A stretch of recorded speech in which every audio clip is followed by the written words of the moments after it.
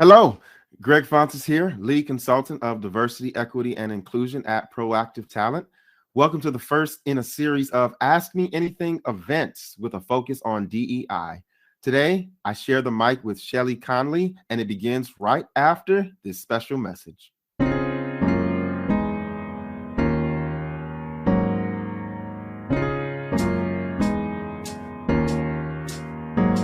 Proactive Talent is the leading power partner to your recruiting engine. We're a coalition of recruiting and talent brand practitioners who provide the necessary tools and talent to tighten your hiring gaps, bolster your retention rates, and embolden your company mission, giving you the competitive edge needed in the ever-changing recruiting industry. With a holistic approach, we work alongside clients to help them build a powerful recruiting engine that enables them to efficiently attract, recruit, and retain top talent. We specialize in adding power to your full candidate journey from talent attraction to hiring to retention. Our clients include enterprise companies like Uber Postmates, Siemens Energy, Boston Consulting Group, Basic American Foods, and GoDaddy, as well as fast-growing startups like Calendly, Discord, and Gong. Please reach out to us today. We would love to have a conversation. You may contact us at www.proactivetalent.com. That's www.proactivetalent.com. Welcome, everybody. I want to welcome you to this Ask Me Anything event, diversity and inclusion event, hosted by Proactive Talent. My name is Greg Fontus. My pronouns are he, him, and his. I serve as the lead consultant, sort of overseeing our DEI and retention services at Proactive Talent. I have alongside with me one of my friends, my colleagues, one of my diversity and inclusion buddies.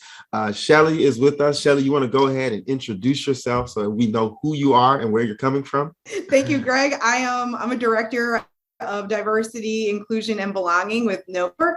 I have about 10 years experience within the human resources background and on different boards for diversity, inclusion, and racial equity. I'm really happy to kind of dive in and answer these questions that you may have as it relates to D&I.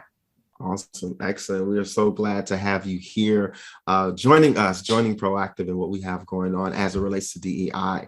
So listen, let's just jump right into our conversation. Prior to us actually formally beginning, we started having conversations just about how things are going as it relates to diversity, equity, and inclusion.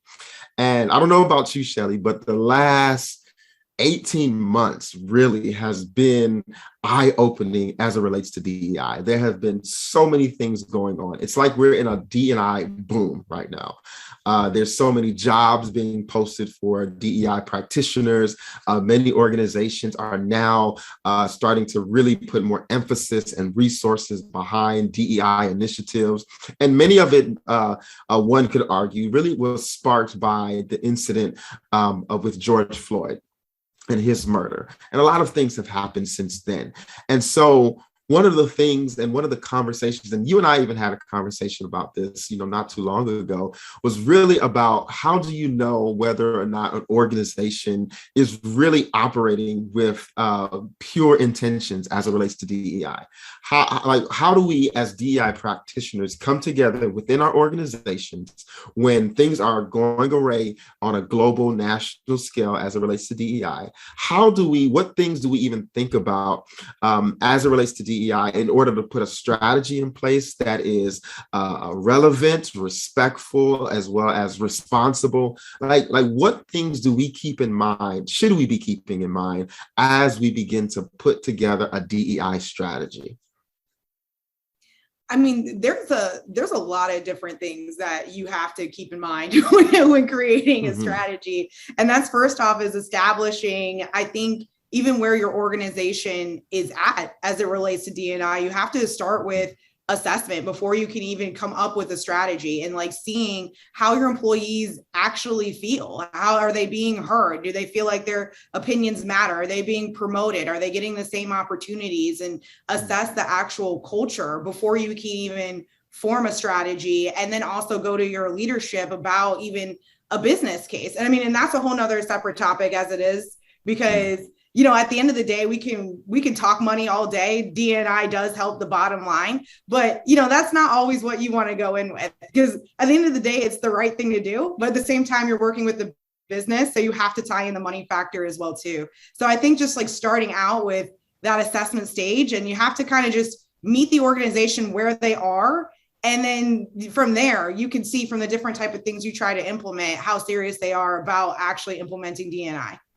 I love that. I think cultural assessment, organizational assessments are critical because it does exactly what you said. It gives us a honest snapshot of where we are on multiple levels, right? Not just our C-suite level, but really our management, our entry level roles. It really gives us that snapshot of not just the quantitative experiences, but the qualitative culture that is actually occurring. And so I love that, and I think that is a true thing to even consider and navigate by doing cultural assessments. And it's something also that you mentioned as well too, like the quantitative and qualitative, because I mean that's all on the assessment as well too. Like I don't think people realize how big the assessment is, because if you want to get into the quantitative, it's like we can get into like talent acquisition stats to see what barriers are through there, promotion stats, equity stats, like it's a lot to assess. Like this isn't something, and I think that's what people need to register, especially with D&I, because people are so quick to jump into it, that this isn't a quick fix. This doesn't happen overnight. And this doesn't happen because you sent out a survey. Like this takes time. This takes changing mindsets, hearts. Like that's not going to happen within like a quarter of you assessing. Absolutely. It's both a goal. The goal is always to have an environment of inclusion and belonging. The goal is to have an environment where everyone matters and they feel as though that they are appreciated and they can show up with their genuine self. However, we have to recognize that it's a process to get there. And contingent upon the size, the geographical location, the industry that you're a part of, it takes time for us to get to that point where we're truly feeling that sense of belonging. Because we have to also understand that our organizations are always hiring. Like, I don't think I've ever been a part of an organization to where all of their positions were filled and no one was transitioning. If you have, right? You should be concerned. You're right. If you have, you should be concerned. Somebody about to get fired.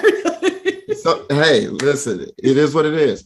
But I've never been a part of an organization like that.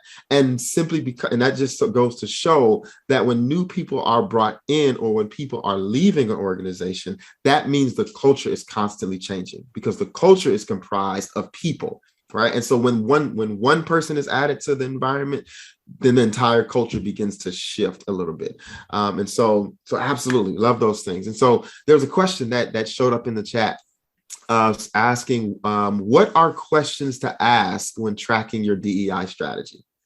What are questions to ask when tracking your DEI strategy? What do you have? What do you think, Chelly? What do you have? I mean, there's so many different things that you can like measure it by. And I think that when you're tracking your strategy, it all depends on what it is that you're putting in, like what are your benchmarks, and then those questions kind of form around it. Like for example, for me, like a lot of my initiatives right now is focusing on the internal D&I and like setting up different programs. Like I'm working on like a military transition program and like a re-entry program. And then for me, my benchmarks to track to see how my strategy is doing is, measuring the success of those programs, like how it is for retention, how it is for recruiting, because that's another thing as well too. And I think that's actually one that I can leave it generic as well, is if you're focusing on the recruitment strategy of making your organization more diverse, a question to ask if your strategy is working is the retention aspect. Because you can't just leave retention. I mean, you can't just leave recruiting by itself. You can recruit all the diverse hires that you want. I put that in quotes because I feel like diverse hires, it's like sometimes, but you can recruit all the diverse hires that you want. But if you're not building a culture that maintains or, it has that inclusion aspect, you're going to lose that. And that's going to be blatant that your strategy isn't working just by using a retention statistic alone.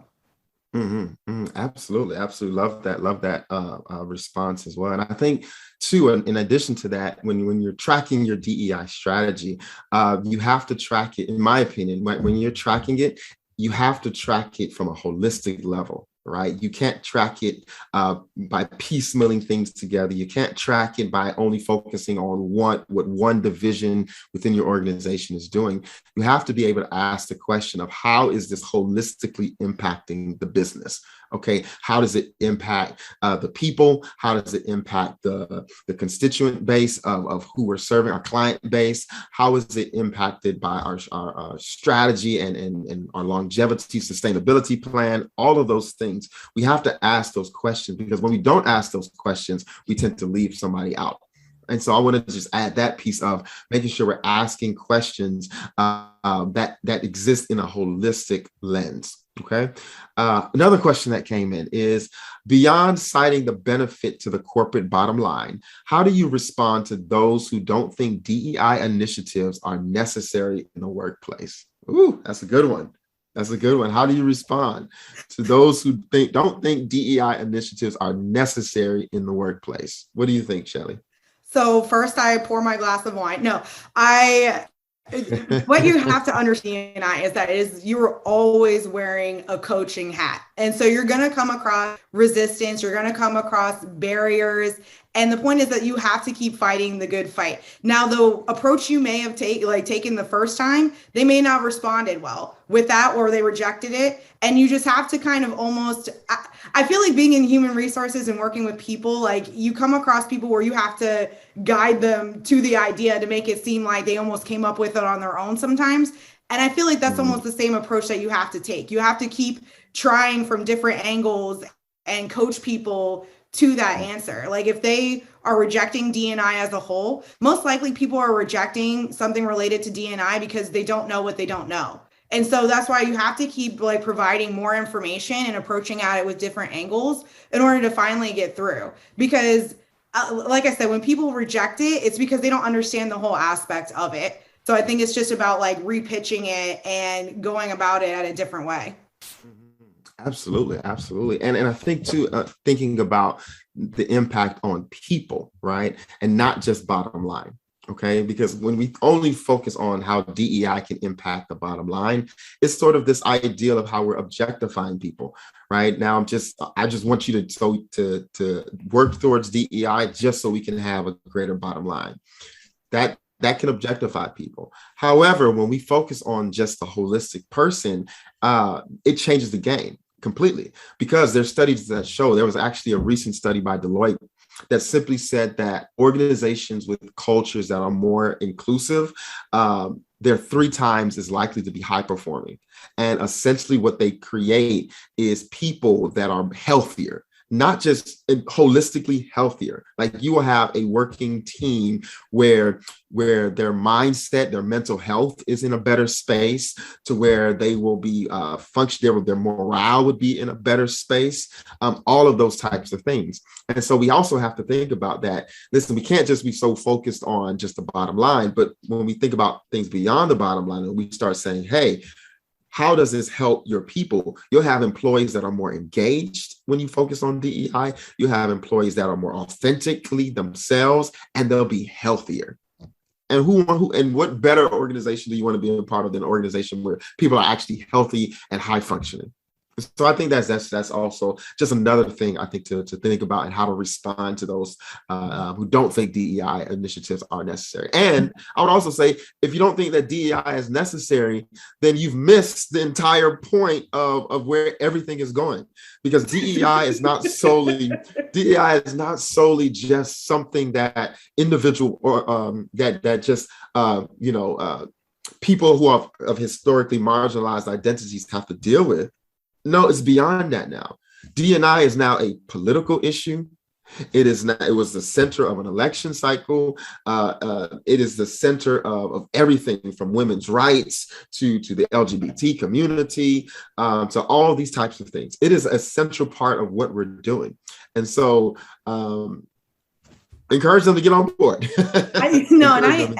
And I absolutely 100% agree with that. And I think something else as well too, especially I think a skill that I've had to pick up being a D&I practitioner is like when you're wanting to pitch D&I to maybe somebody that's not all the way on board, a leader and things like that. That's why it's so important for us to, warriors or champions or practitioners in this field is to be able to speak the business lingo. If they're not looking at it from like, the holistic standpoint of like, this is just simply the right thing to do. And like, you need to treat people like people in order to like, let them perform at work. Because some people, they're like, yeah, that's great. But, I don't really want to deal with that financially, or I don't know what that looks like. You have to be able to speak to the business, because D&I, it isn't just that as well too. It's also, supplier diversity. Like, help explain, like, if we expand in our diversity initiative, we can expand the different markets, the different customers we reach, like things of that nature as well too. So it's about taking like a different lens.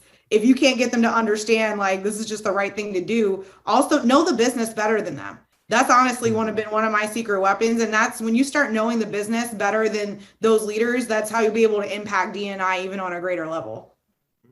Absolutely.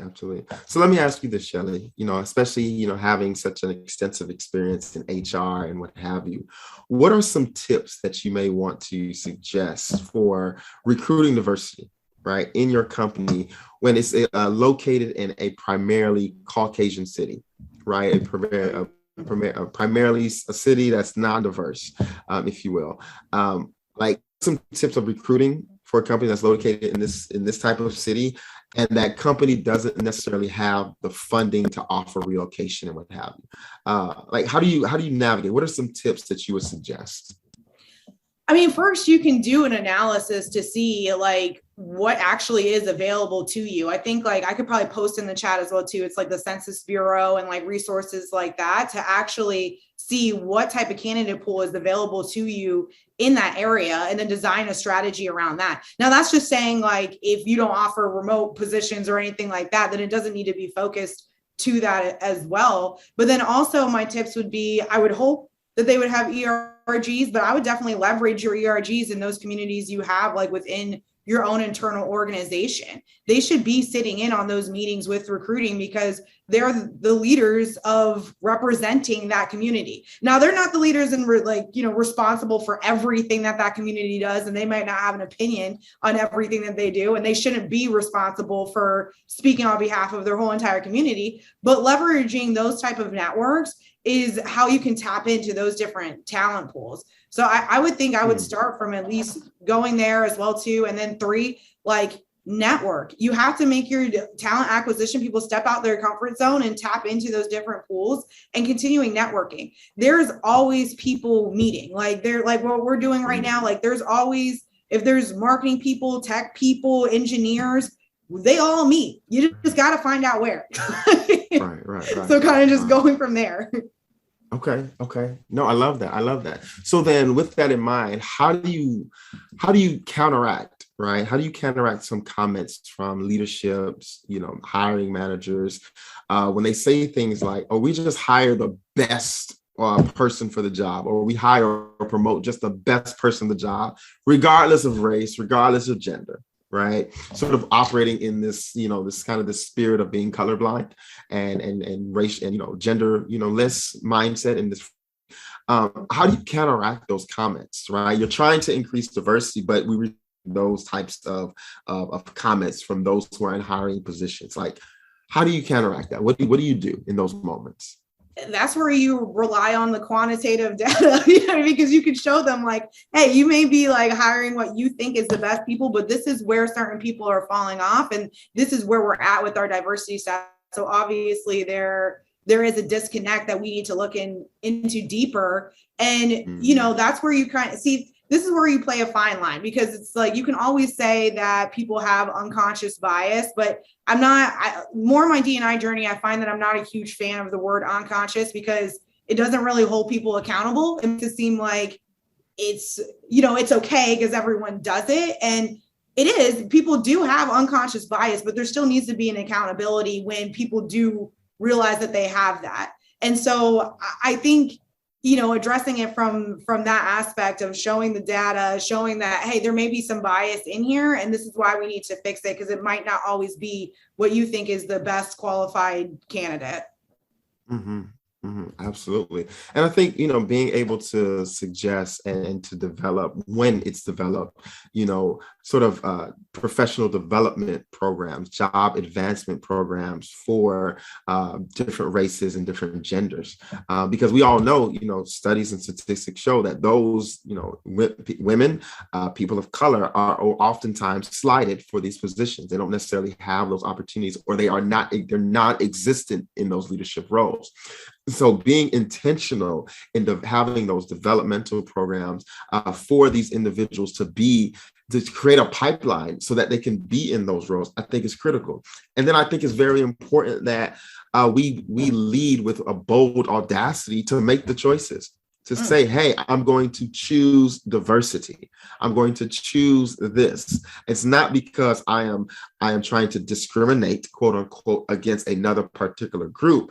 Rather, I'm doing this so that we can be an organization that is culturally aware and culturally conscious. Because when you have more diversity in your leadership, you're more diversity in your management, in all of these roles, your organization will be better. You will be able to serve clients and customers that much more effectively. You'll be able to have more creative thoughts that exist, that come out, and more products. You'll be more high performing, all of those types of things. And so we have to choose diversity, right? We have to be intentional about it, okay? We can talk about all the unconscious biases that we do hold, and we do hold, right? We process, 11 million type bits a second and only 40 and 50 sick. Get that. But at some point, we have to be conscious about the inclusion. We have to choose diversity and say, you know what, I'm going to do whatever I can so that I can have a sense of belonging, but also those around me can have that sense of belonging, as well as advancement and retention and what have you within the organization. So we got to learn, and we got to be bold in choosing diversity, right? We got to choose it.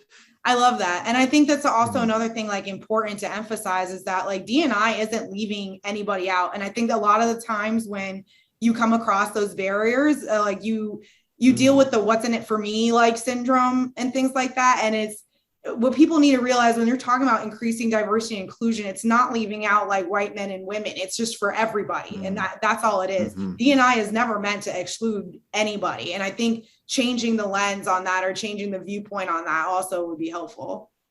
Absolutely. Absolutely. So Chelly, you mentioned earlier, as we were talking, you mentioned, in particular about the question about how do you recruit diversity, especially in a Caucasian city where, there was not much racial diversity that exists. And you mentioned employee resource groups, ERGs. And so one of the questions that came in is, what are some tips? Do you have any tips for encouraging more robust engagement in newly introduced ERGs? Do you have any tips? Yeah, so ERGs, they're a big project. I'm not gonna lie, I've started them up myself as well too, and I definitely have been in the forming part as well too. And I mean, you have to start out with getting buy-in, getting executive sponsors and things like that, especially when you go to set up, because if you have some groups without executive sponsors, then not to sound crass about it, but what is it that they're really meeting for? Because at that point, they don't have anybody there that's going to help defend them, help get them into doors that they might not have even were aware of, and be a part of those leadership discussions that are happening as it pertains to business strategy, recruiting, promotion, whatever it may be. So, I mean, you definitely, to help make it robust, start out with executive sponsors as well too. And then also defining an actual budget. I mean, I always base mine on the pillars of community, education, and professional development and networking, and making sure that at the end of the day, you're always falling back on those 4 pillars and going from there. Because I mean, it's so easy to get overwhelmed with ERGs and setting them up, especially with how many different things that can be done, and then getting the morale in as well too. So I think making sure that you have a decent budget, and if you don't have a decent budget, you still can make things happen. So don't get me wrong. I'm not saying that only ERGs can thrive with budget. I'm just saying it helps. Yeah. But you can still do things getting people connected with the community, I'm always going to fall back on networking. Networking is so huge, especially when getting people from the community to come in to speak to the organization, doing community service, like philanthropy, like all of that can be free as well too. And making sure that you have like things that you're doing constantly. So that way people are always talking about it. There's always something to do, because it's easy to let it fall to the wayside. What I do at my organization is that we are actually, I just like proposed leaders get like a certain bonus for doing it, because it's a lot of work. It's a lot of work. And a lot of the times these ERGs, they're based off people's free time. And so you're really only tapping into the people who have a passion for doing community service and a passion for people. And you're not going to get the people who aren't all the way bought in, where they're just like, I would do that, but you know, I'm not clocking out for that. And so you're working through those things as well too, especially if you have hourly employees where they're supposed to clock in and clock out, like that's a battle as well too. So looking into removing some of those barriers as well, like allowing people a certain amount of hours to volunteer a month, or allowing people to have like, you know, ERG leaders to have bonuses and things of that nature as well too. The person who asked me that question, because I've been through it with some ERGs, like I could definitely connect offline with them as well too, if they want to get into a more in-depth conversation. But I think focusing on tying the ERG strategies, recruiting strategies, having consistent events, and then also doing like quarterly check-ins as well too, because that's the thing as well too, because since ERGs they're considered volunteer, they can like fall to the wayside, like what I said, and doing the quarterly check-ins as well holds everybody in that group accountable, because no one went there and present and say they didn't do nothing all quarter. Stuff like that as well too. So I think those are some ways that you can at least start to build, and then it can kind of grow from there. Absolutely. Love that. Love it. And I think too, just to add and to what you're saying, is recognizing or establishing rather the purpose of your ERGs. Okay, because sometimes ERGs can be considered just as affinity groups, you know, opportunity as a safe space for, particular identities, similar identities to come together and just have a safe space. I think that's limiting the power of that group.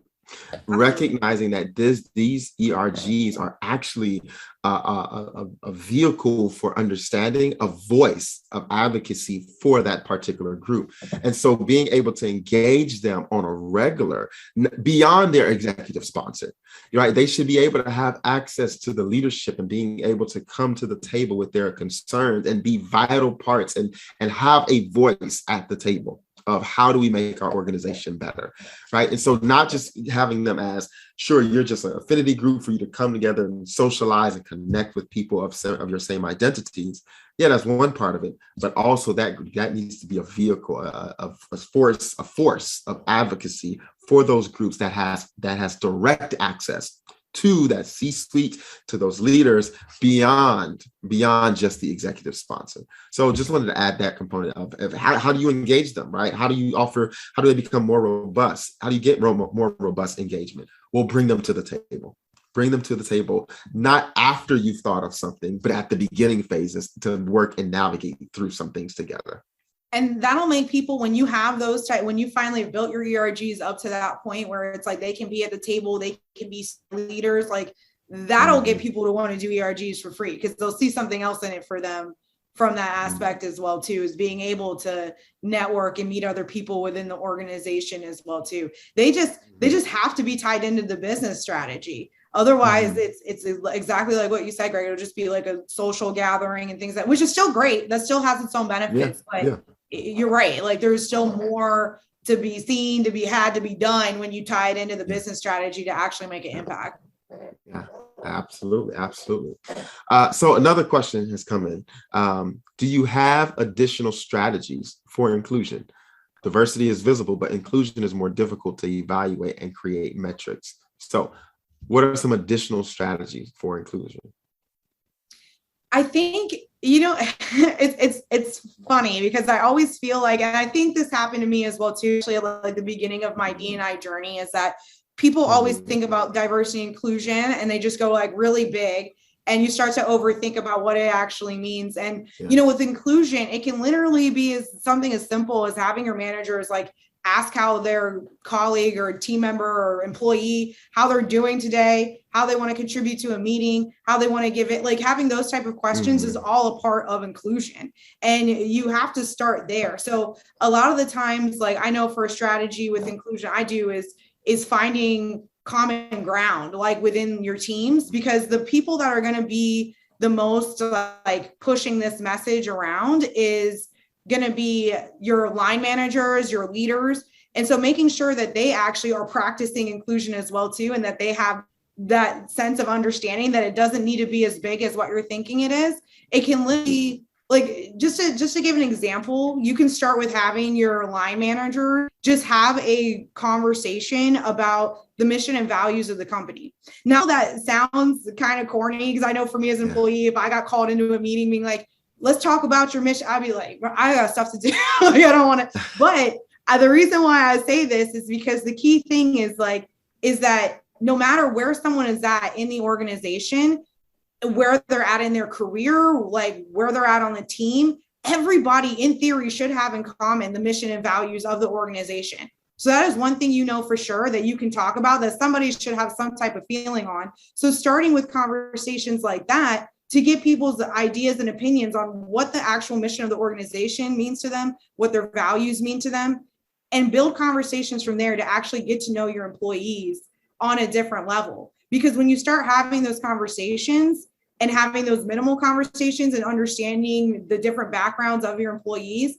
that's when you can eventually have those conversations that you want to have, that you see what's happening on like LinkedIn, social media, where people are talking about like courageous conversations or conversations about race or those difficult conversations. You can't have those difficult conversations without establishing inclusion, without establishing those type of conversations. You just can't jump to let's talk about race, let's talk about police brutality and how that makes you feel right now, if you've never had a basic conversation with your supervisor about, you know, your day, about what things mean to you, to break down those barriers. And I think that's a strategy in itself to do inclusion, is to encourage those conversations so you can get to those more serious conversations. Absolutely.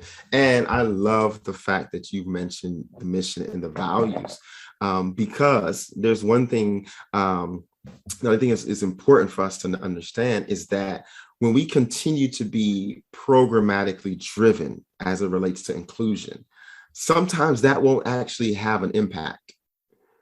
It won't have an impact on your culture. Yes, we're doing a lot more as it relates to inclusion and belonging. We're churning out events for Hispanic Heritage Month. We're churning out events for Women's History Month, and we're educating. We have lots of trainings, all those types of things, which I think are helpful. But I think the thing is that we really need to be value centric, because when we change the values of an organization and the values become real lived principles, that's when the inclusion strategies become easier, because that's the strategy. The strategy is to focus on the culture, is to focus on elevating the values. Okay. And when we do that, that then grows us, right? Because if we're focusing on what we need to do, the program here, the program there, sure, we can do that, but all that's doing is really masking the underlying issues of an organization. And so I think it's very important that we do that value work, that mission work, and begin to uncover the roots of the problem so that we can begin to grow as an organization. Okay. Listen, we have reached the 30-minute mark, Chelly, and I know that we can go on and on and on. Yeah, I was like, it gets deep, y'all. It gets deep. We can. But here's my last question for you. How can people connect with you? How can we connect with you to learn more about you, and all of those types of things? How can we connect with you? That's actually funny you mentioned that, because that's the reason why I turned my face, because I was like, oh, let me get my LinkedIn real quick, because I wanted to connect with my friend who just asked about the ERGs and things of that nature. So please, I use LinkedIn. You can ask Greg. I use LinkedIn so heavily. I'm on there all the time. So please feel free. I'm about to drop my link in there now. So please feel free to reach out, connect with me, send me a smoke signal, whatever it is. I'm super interested in hearing what you have to say about DEI, the things that you're working on. We're all in this together. We all have the same goal and mission in mind. So please feel free to reach out to me. I'm definitely available through LinkedIn, and I'm about to share that right now. 1 second. Awesome. Thank you. Yes, please feel free to connect with Chelly on LinkedIn. As one of her LinkedIn friends, she is active always on there in a good way. And so I know that you're gonna benefit greatly by being connected with her on LinkedIn. You could also connect with me on LinkedIn, Greg Fontus at LinkedIn. Or, for those of you who want to use some of Proactive's talent services, like one of our specialties is to go in and help organizations do their work of diversity, equity, and inclusion well. And so I would come in, sort of assess what your organization is doing, and then help you build out that strategy so that we can enhance the culture, we can enhance your retention, recruitment, as well as your employer brand as it relates to diversity and inclusion. So you can feel free to connect with me at greg@proactivetalent.com. That's greg@proactivetalent.com. And so with that being said, thank you all for joining us on today. We really appreciate it. We value the questions that you all have posed on today. And to go ahead and to hear this, you can go to our website at proactivetalent.com, and you'll find this recording. You'll be able to view it. We want you to go ahead and share it with other people so that those who aren't here can also benefit from it as well. Thank you all for joining us on today. Take care, and we'll see you later. Thanks, Chelly. No problem, Greg.